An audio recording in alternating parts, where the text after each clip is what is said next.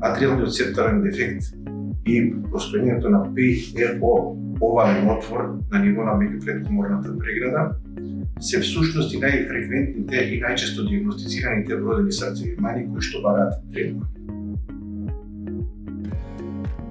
Симптомите кои најчесто не ги наведуваат пациентите се проблеми во зборувањето, неразбирлив говор, вртоглавица, несвестица, слабост во рака, слабост во нога, проблеми во видно поле, мигрена, односно типови на главоболка.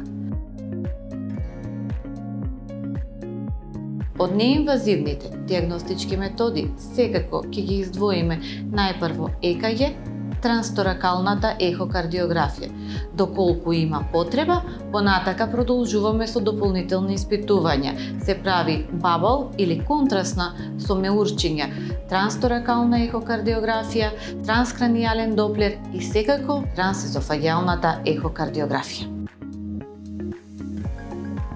Обидите на интервентната кардиологија да го избегне хируршкиот пристап кај овие вродени срцеви мани кои што се прилично чест здравствен проблем, родил со успех. Последните 30 години има навистина елегантен начин на интервентно решавање со вградување на така наречени чадорчиња, кои што практично ја затвараат комуникацијата која што се наоѓа на некој место кое што не би требало природа да постои.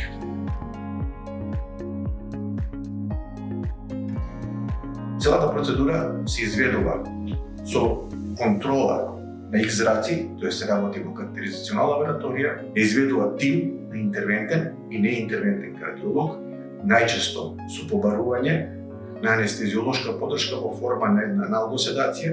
Најчесто ја користиме десната или левата феморална вена, значи во препонскиот дел, се поставува воведник преку кого се внесува катетерот, се поминува местото на дефектот, се поставува жица за стабилизација и понатаму се ослободува правата која што спречува комуникација на ниво кај што таква комуникација и не треба да има. Хоспитализацијата трае не повеќе од 24 часа и понатака се следат пациентите со периодични контроли во период од година до 3 години